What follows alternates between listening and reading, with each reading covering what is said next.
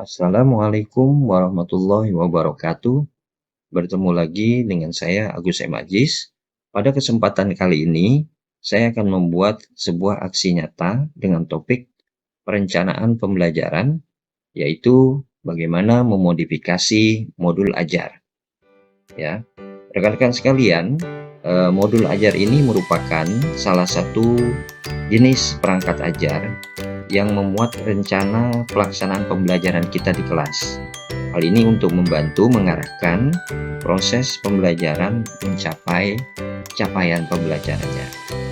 Nah, satuan pendidikan dapat menggunakan berbagai perangkat ajar, termasuk modul ajar atau RPP, dengan kelengkapan, komponen, dan format yang beragam sesuai dengan karakteristik dan kebutuhan peserta didik.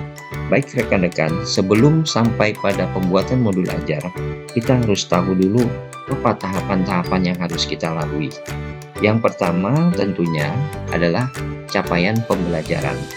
Capaian pembelajaran ini merupakan kompetensi pembelajaran yang harus dicapai peserta didik pada setiap fase perkembangannya.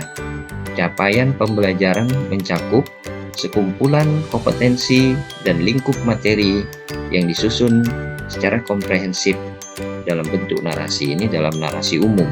Di sini ada kata kerja, kemudian juga ada kata-kata yang merupakan materi. Ini adalah mata pelajaran informatika pada fase D, ya. Inilah tahapan pertama. Kemudian tahapan yang kedua kita sebut dengan tujuan pembelajaran.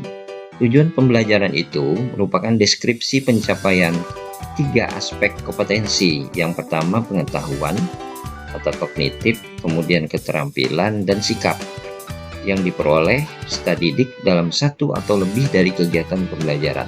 Nah, rekan-rekan, kalau kita lihat di sini, maka kata kerjanya sudah lebih dirincikan, sudah disimpulkan dari capaian yang berupa narasi tadi. Jadi dalam bentuk 1, 2, dan 3 dalam bentuk poin-poin. Tujuan pembelajaran ini disusun dengan memperhatikan kemungkinan pengumpulan bukti yang eviden, artinya dapat diamati dan diukur melalui asesmen, ya. Jadi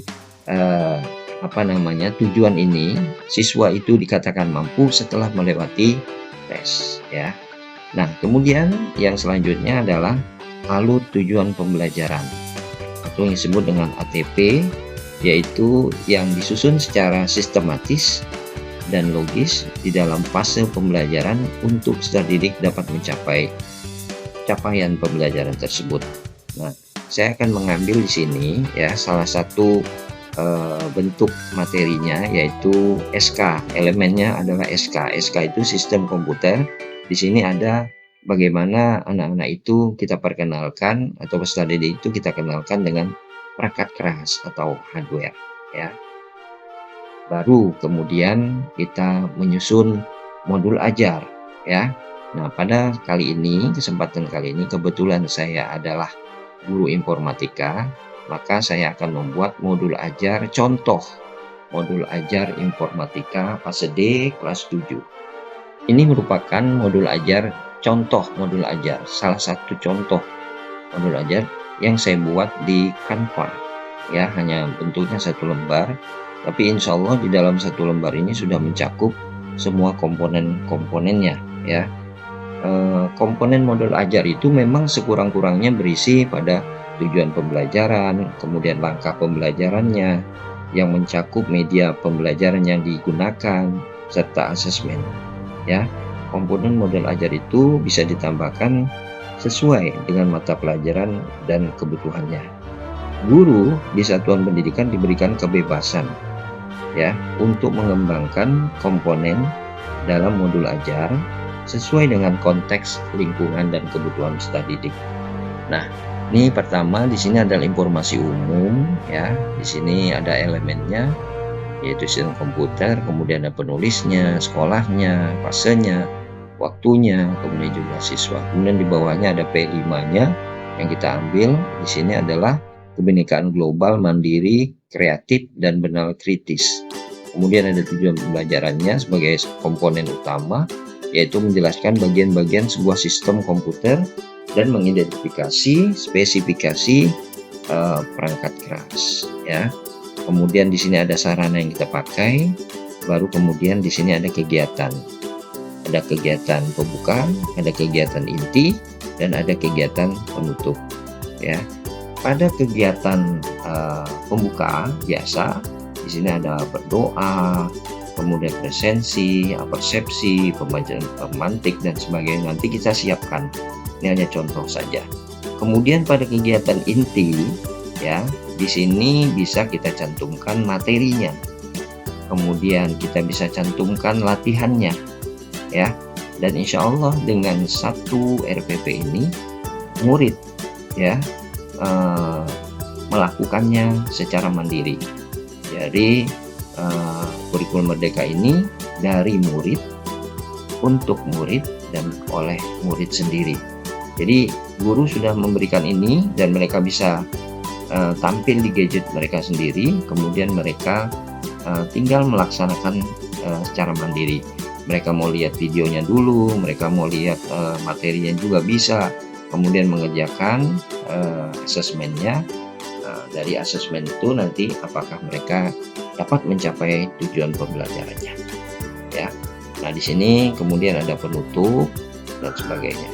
Di sini ada refleksi dan sebagainya.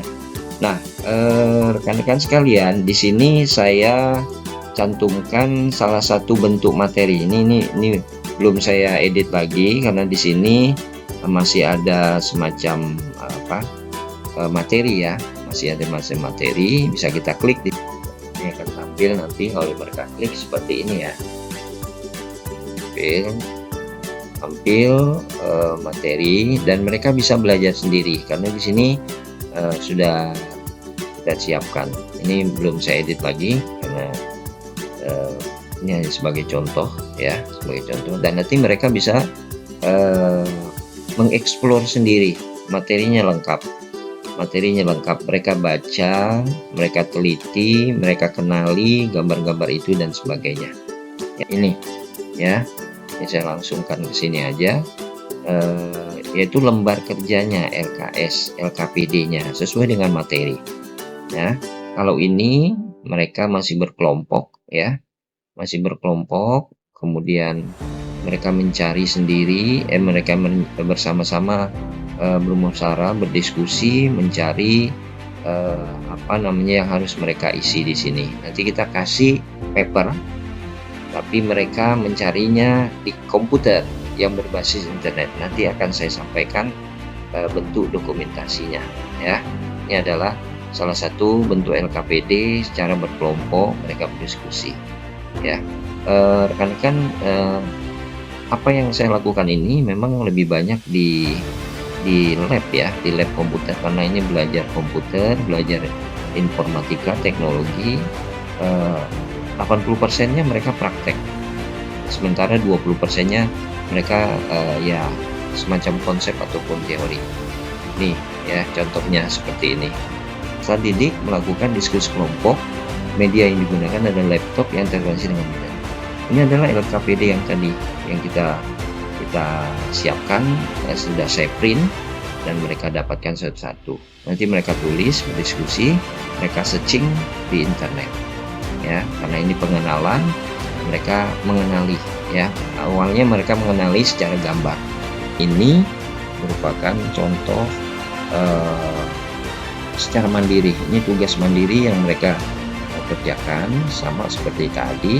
Mereka mendapatkan paper, kemudian mereka mencari, searching di Google, kemudian mereka isi di LKPD-nya dan mereka kumpulkan, ya. Atau bisa saja juga ada beberapa yang saya buat menggunakan Google Form, ya. Mereka bisa mengerjakan. Saya kira itu, Bapak Ibu, rekan-rekan guru sekalian, lebih kurangnya apa yang pernah saya ajarkan, apa yang pernah saya kerjakan berkenaan dengan modul ajar di kelas, dalam hal ini di lab komputer. Terima kasih, lebih kurang mohon maaf. Terima kasih. Assalamualaikum warahmatullahi wabarakatuh.